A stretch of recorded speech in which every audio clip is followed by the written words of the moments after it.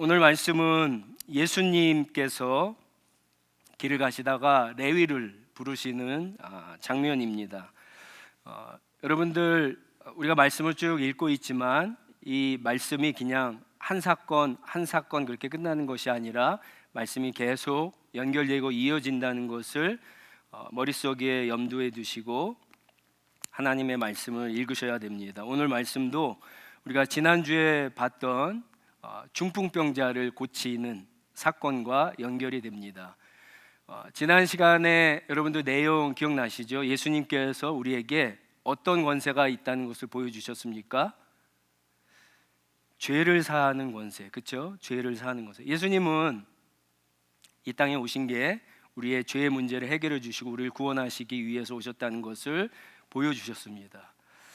이제까지는 하나님의 죄 용서와 그리고 질병의 치료를 받는 귀신이 물러가는 사람들을 보여주셨다면 오늘 본문에 나오는 이 마태는요, 병이 없는 사람입니다. 그리고 귀신 들린 사람도 아니고, 그렇지만 이 마태를 부르시는 이 사건을 통해서 예수님께서 이 땅에 오시고 이제 앞으로 십자가에서 죽어야 되는 이유에 대해서 분명하게 말씀해 주십니다.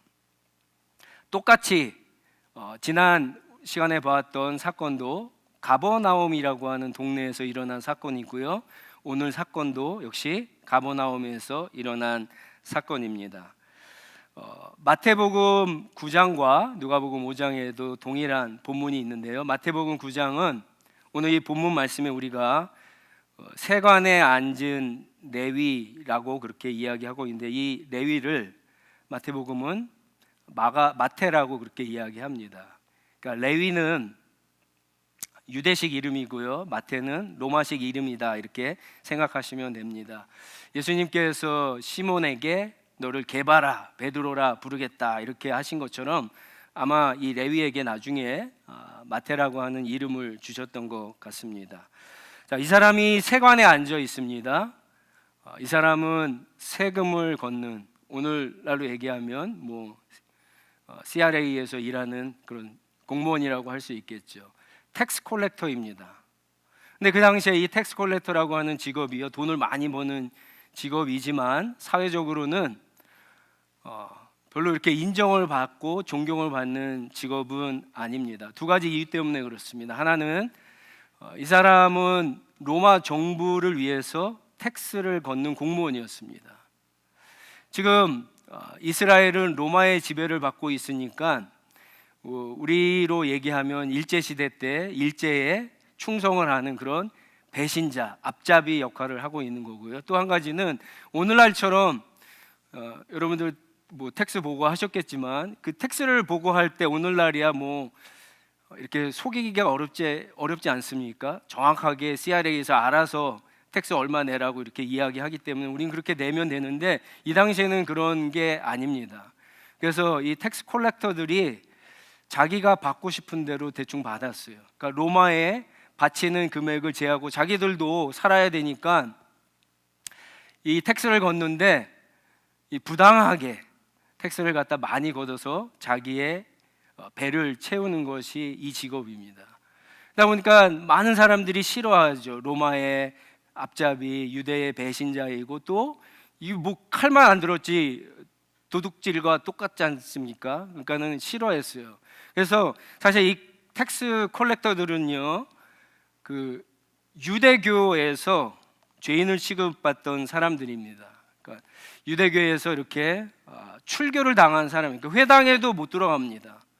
그리고 이 사람들은 결혼을 시키려 그래도 결혼을 시키기가 어려웠습니다. 죄인으로 누가 죄인의 자식과 결혼을 시키려고 그러겠어요. 그러니까 사회적으로 굉장히 밑바닥으로 존경받지 못하는 그런 사람입니다. 그 누가복음 18장 11절에 보면은 예수님의 비유 가운데 그런 비유가 나오죠. 성전에서 두 사람이 기도를 하는데 바리새인의 기도가 18장 11절에 보면 이렇습니다. 하나님 감사합니다. 기도를 하는 겁니다. 성전에서 저는 남의 것을 빼앗는 자나 불의한 자나 가늠 많은 자나 그리고 이 옆에 있는 세리 같지 않아서 감사합니다. 이렇게 기도를 합니다. 그러니까 얼마나 이 세리가 그 당시 유대 사회에서 취급을 받지 못하는 사람인 것을 알 수 있습니다. 자, 그런데 예수님께서 길을 가다가 세관에 앉아 있는, 텍스를 거는 어떤 부수에 앉아 있는 이 레위 마태를 보시고 이 사람을 부르십니다. 나를 따라오라고 부르십니다. 제자로 부르셨다라고 하는 거죠. 마태가 죄인인 것을 모르고 부르시는 건 압니다. 뭐 세관에 앉아서 텍스를 걷고 있으니까 당연히 죄인인지 알죠. 그런데 여러분 자세히 보시면은 세관에 앉아 있을 때 예수님이 길을 가다 세관에 앉아 있는 마태를 나를 따라오너라 부르십니다. 이게 무슨 뜻일까요? 이게 무슨 뜻일까요? 세관에 앉아서 마태가 뭐를 했을까요? 뭐를 했을까요? 세관에 앉아서 마태가 기도를 했을까요? 성경을 열심히 읽고 있었을까요? 아니죠. 텍스를 컬렉트하고 있어요. 아무개가 아직 텍스를 안 냈다. 아무개가 덜 냈다. 이 사람한테 텍스를 이번에는 많이 걷어야 되겠다. 내가 이번에 우리 아이들이 대학에 가는데 돈이 필요하니까 많이 걷어야 되겠다. 이런 생각을 했겠죠. 한마디로 얘기해서 세관에 앉아서 마태는요 죄를 짓고 있었어요. 그런데 예수님께서 가다가 마태를 보시고 마태에게 와서 나를 따르라고 그렇게 말씀하시는 겁니다. 우리가 신앙생활하면서 많이 착각하는 것 중에 하나가 이겁니다.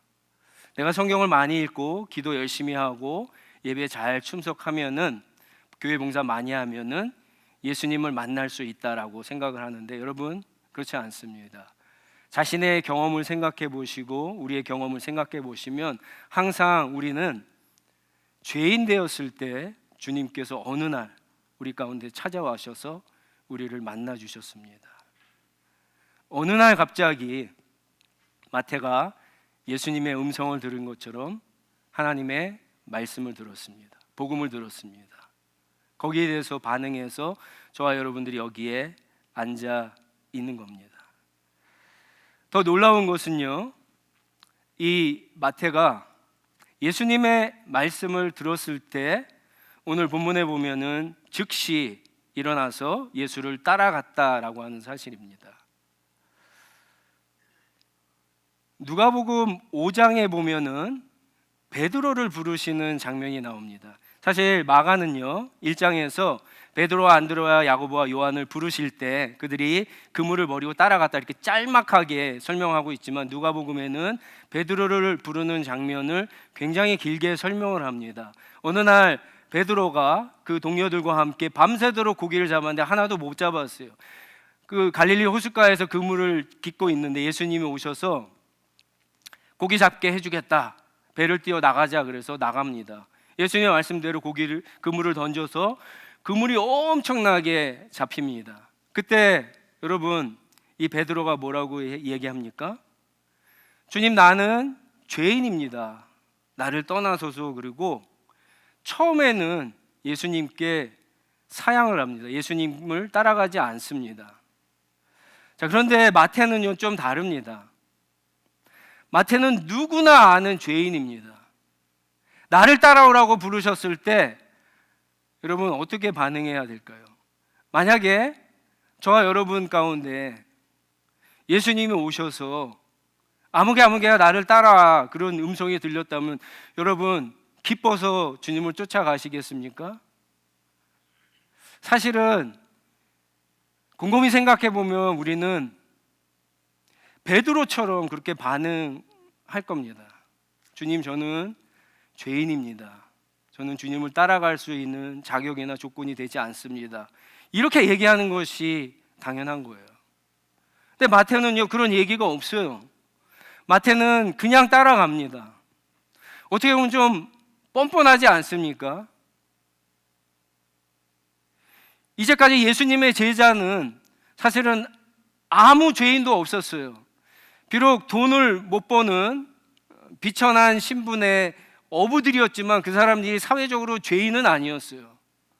근데 마태는요, 죄인이거든요. 누구나 다 아는 그 당시 사회적 관념으로 봤을 때 텍스 콜렉터, 죄인이었습니다.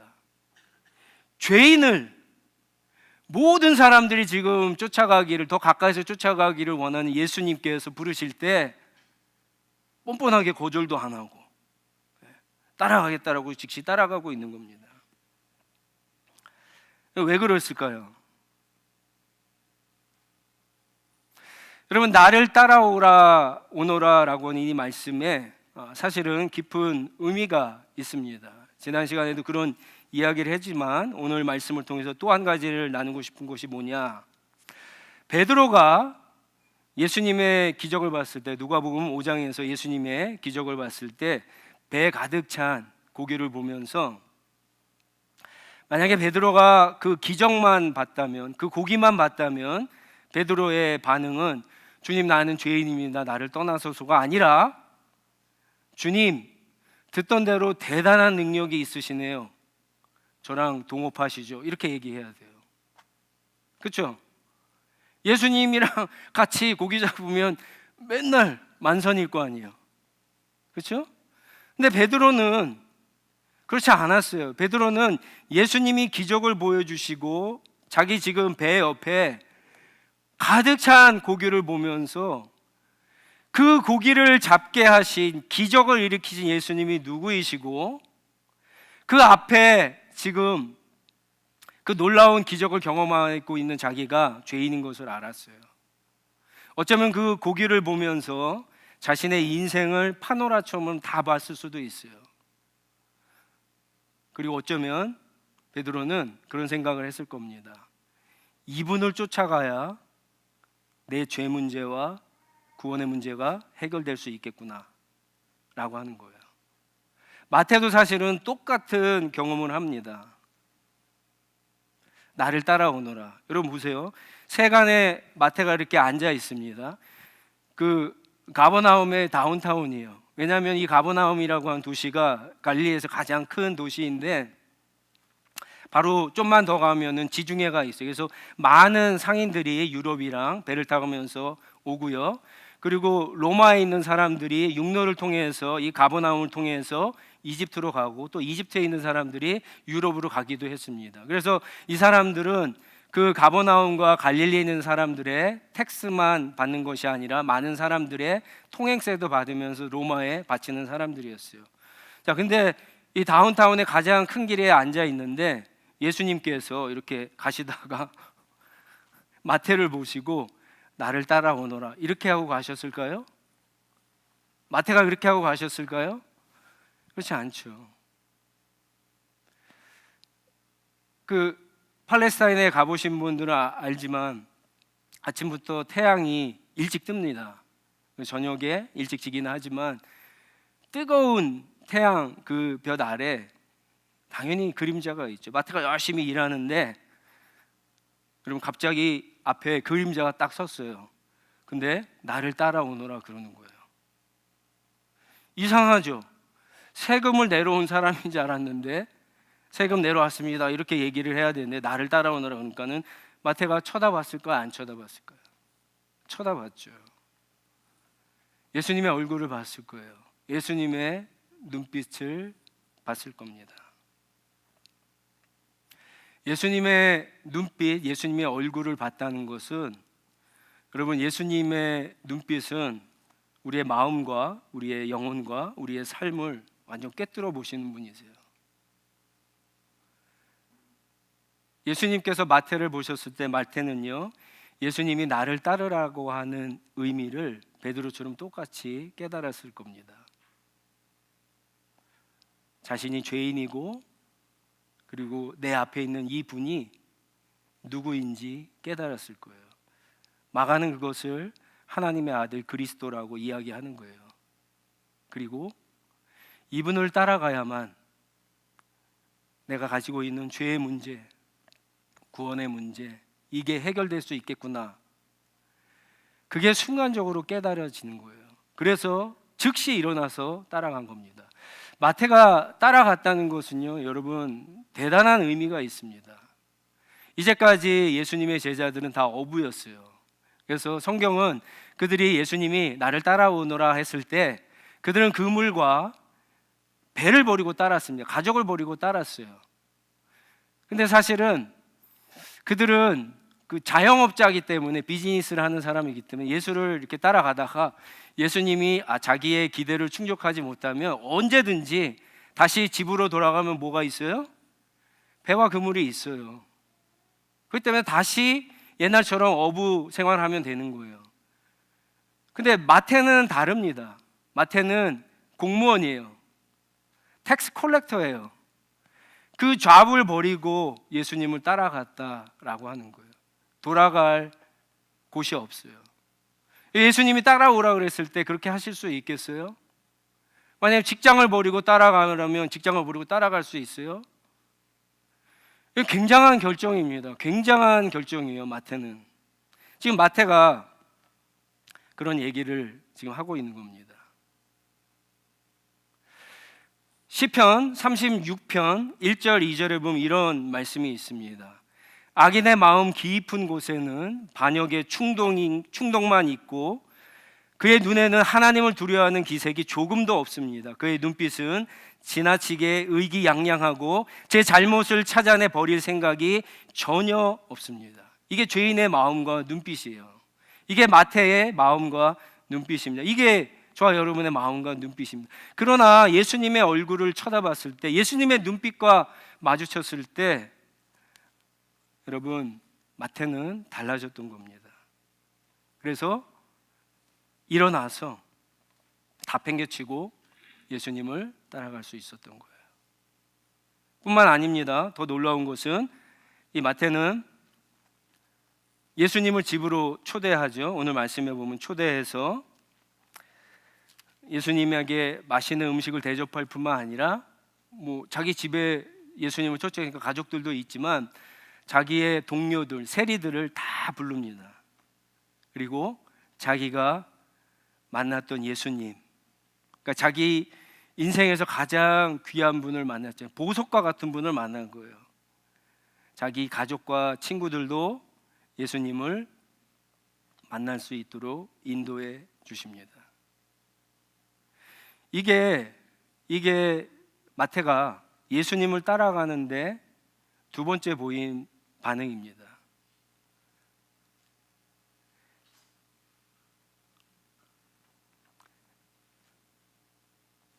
여러분, 이 마태의 집은 사실은 저는 이게 마태의 집이 교회라고 생각을 해요. 교회. 사실 마태의 집에 모인 사람들은요, 어떤 사람들이냐면은 우리가 유대인이라고 생각했을 때 우리가 회당에 가면은 회당에선 절대 만날 수 없는 사람들입니다. 그 사람들은 회당에 들어올 수가 없어요. 오늘날로 얘기하면은 교회가 하나님을 잘 믿는 사람들, 의인들만 모인다 곳이라고 했을 때 우리가 교회에 들어와서 이렇게 예배 드릴 때 우리 가운데 이런 사람들은 아무도 만날 수 없는 곳이에요. 근데 마태의 집은요, 의인들도 있었겠지만 이 죄인들로 가득한 곳이에요. 오늘날 교회는 그런 곳이 돼야 됩니다. 의인만 하나님을 예배하는 곳이 아니라 오히려 죄인들이 더 많아야 돼요. 교회의 주인 되시는 예수님께서 왜 오셨다고요? 죄인을 용서해 주시기에 오셨어요. 그러니까 우리는 죄인들을 데리고 교회에 와야 되는 거예요. 죄인들이 못 오게 막는 게 아니라 죄인들이 오게 만들어야 되는 게 교회다라고 하는 거예요. 우리 교회가 많은 사람들이 오되 예수님을 꼭 만나야 되는 죄인들도 많이 오는 그런 교회가 되기를 바랍니다. 이 바리새파 율법 학자들이 예수님께서 죄인을 제자로 삼고 죄인의 집에 가서 죄인들과 함께 밥을 먹는 것을 그냥 놓치지 않죠. 그래서 제자들에게 이렇게 질문합니다. 어떻게 너희 선생님이 세리들과 죄인들과 함께 음식을 먹을 수 있느냐? 왜 죄인들과 그렇게 어울릴 수 있냐? 이렇게 물어봅니다. 그때 이제 예수님께서 아주 중요한 말씀을 하시죠. 17절에 건강한 사람에게는 의사가 필요하지 않으나 병든 사람에게 필요하다. 나는 의인을 부르러 온 것이 아니라 죄인을 부르러 왔다. 병든 사람은 자기의 병을 알면은 병원에 갑니다. 어떻게 해서든지 그 병을 고치려고 의사를 만납니다. 자기의 치부를 드러내서라도 만납니다. 그리고 고칩니다. 우리 의사 앞에서 그렇게 하잖아요. 예수님이 지금 그렇다라고 하는 거예요. 나는 죄인의 치료하는, 죄인을 고칠 수 있는, 죄인을 용서할 수 있는 의사다라고 하는 거예요. 앞에서 보여주셨잖아요. 중풍병자를 치료하면서 예수님이 이 중풍병을 고치는 것은 시시하고 사실 어느 누구도 이제까지 앞으로도 어느 누구도 해결할 수 없는 이 죄의 문제를 유일하게 고칠 수 있는 분이 예수님이라는 것을 보여주셨어요. 그리고 오늘 이 마태를 부르시는 이 장면에서 똑같이 보여주시는 겁니다. 이 예수님이 오신 이유예요. 이게 이제 예수님께서 우리가 다음 주부터 고난 주간을 이제 묵상하게 되지만 십자가에서 죽으신 이유이기도 합니다. 여러분, 마태복음을 보면은 이 마태를 부르시는 이 장면이 예수님께서 마태복음 8장 9장에 일으키신 11가지 기적 가운데 들어있어요. 마태는 무엇을 얘기하고 싶냐면은 내가 옛날에는 죄인이었는데 내가 지금은 예수님을 따르는 사람이 됐어. 내가 지금은 예수님의 제자로 살아가고 있어. 나 지금 예수님을 믿고 있어. 이게 자기한테 가장 큰 기적이라고 하는 거예요. 여러분, 여러분에게 있어서 가장 큰 기적이 뭔가요?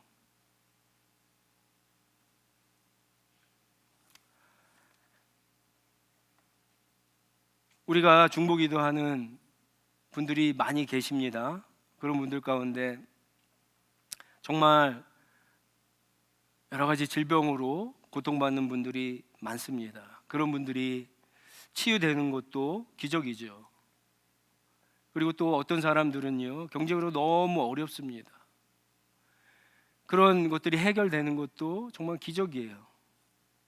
또 어떤 사람들은 어떤 인간관계의 문제들, 이거 뭐 정말 어렵지 않습니까? 그런 것들이 어느 순간에 풀어지는 거 기적이에요. 그러나 여러분, 가장 큰 기적은 뭐냐? 죄인이 예수 그리스도의 십자가 보혈을 통해서 죄를 용서받고 하나님의 자녀가 되는 겁니다. 이거는 아무도 할 수 없는 거예요. 이건 예수님밖에 할 수 없는 겁니다. 이거는 복음을 들을 때 십자가의 보혈을 의지하지 않고는 될 수 없는 문제입니다. 그럼 만약에 한번 생각해 보세요. 오늘도 우리가 이렇게 예배를 드리면서 우리의 삶에 정말 기적이 나타나기를 원합니다. 나한테 나타나길 원하고, 여러분들 남편이나 아내한테도 그런 기적이 나타나길 원하고, 여러분들이 사랑하는 자녀에게 나타나길 원하고, 여러분들이 사랑하는 부모님이나 친구들에게 그런 기적이 나타나야 된다고 원해서 여러분 기도하고 계실 거예요. 이 자리에 오셨을 거예요.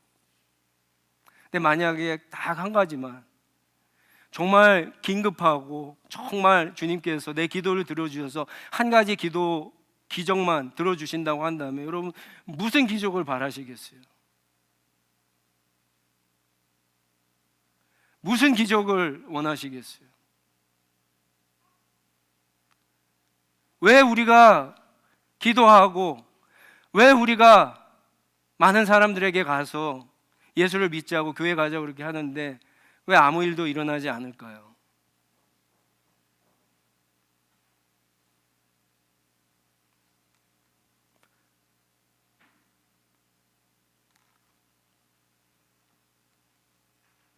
다른 어떤 기적보다 우리 마음속에 우리 영혼의 깊은 곳에서부터 한 죄인이 예수 그리스도의 보혈을 통해서 하나님의 자녀가 되는 그 기적을 여러분들이 구하시고 그것을 얻으실 수 있기를 바랍니다.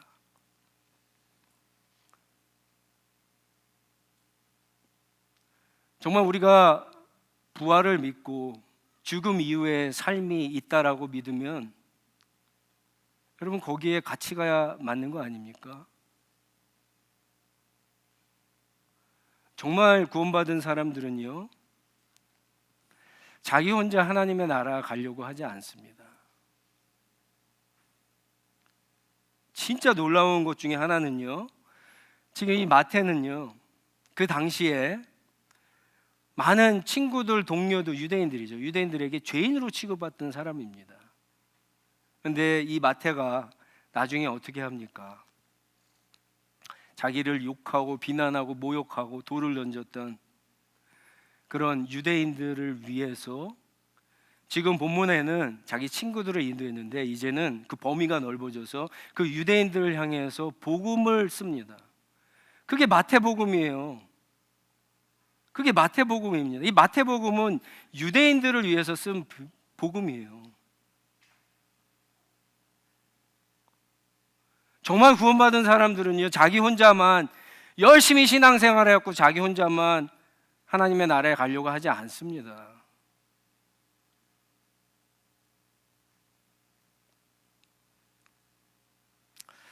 우리의 삶에 무엇보다도 우리의 죄를 용서받고 영원한 생명을 얻고 새로운 삶을 시작하는 기적이 필요합니다. 여러분, 이 기적은 우리가 하나님 앞에 얼마나 큰 죄인인가를 깨달을 때 이 기적이 시작됩니다. 아니, 복음을 들을 때, 오늘 말씀에서 마태가 나를 따르라고 하는 예수님의 음성을 들을 때, 복음을 들을 때 자기가 죄인인 것을 깨닫고 주님을 따라갈 때 일어나는 일입니다. 이 신약 성경에는요, 어떤 사람이 예수님을 믿고 변화될 때 두 가지의 사건이 있습니다. 두 가지의 방법이 있어요. 하나는 사도 바울처럼 다메섹에서 믿고 완전히 달라지는 사람이 있어요. 그러나 예수님의 제자들은 좀 다릅니다. 왜냐하면은 베드로도 그렇고 야고보도 그렇고 안드레도 그렇고 요한도 그렇고 이 마태도 그렇고요, 나중에는 잘 따라가다가 아슬아슬하지 않습니까? 그러나 나중에 결국 예수 그리스도의 십자가와 부활을 경험하고 그들은 진정한 예수님의 제자들로 회심을 하게 되는 겁니다. 그래서 오늘 우리도 신앙생활을 하고 있지만 여러분 가운데 혹시 내가 이렇게 믿는데 이렇게 믿는 게 맞을까라고 하시는 분들도 너무 걱정할 필요 없습니다. 예수님께서 우리의 삶 가운데 계속해서 은혜를 주시고 예수님께서 우리를 붙잡고 인도해 주시기 때문에 그렇습니다. 오늘 이 시간 여러분 하나님의 말씀이 들렸다면 그건 지금 주님을 부르시는 겁니다. 주님이 말씀하신 겁니다. 예수님께서 이 가버나움 마태가 앉아있는 이 세관, 오늘 처음 지나가신 것이 아니에요. 가버나움은 예수님의 갈릴리 사역에 있어서 중심지입니다. 계속 지나가셨어요. 계속 앉아있는 마태를 보셨어요. 그런데 오늘 본문에 예수님께서 자신을 따르는 수많은 사람 어느 누구에게도 나를 따르라 하시는 말씀을 하시지 않으시고 세관에 앉아 어제도 지나갔던 어제도 봤던 마태, 그런데 오늘은 예수님께서 멈춰 서시고 그를 쳐다보시며 나를 따라오라고 하셨어요. 저와 여러분에게 그 날이 오늘이 되기를 바랍니다. 오늘 말씀을 들으셨다면 여러분 하나님 앞에 내가 얼마나 큰 죄인인가, 죄인임을 인정해야 예수님을 만날 수 있는 거예요.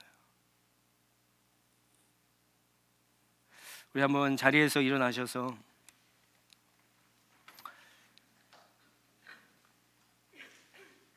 오늘 주신 말씀을 통해서 한번 그렇게 고백했으면 좋겠습니다.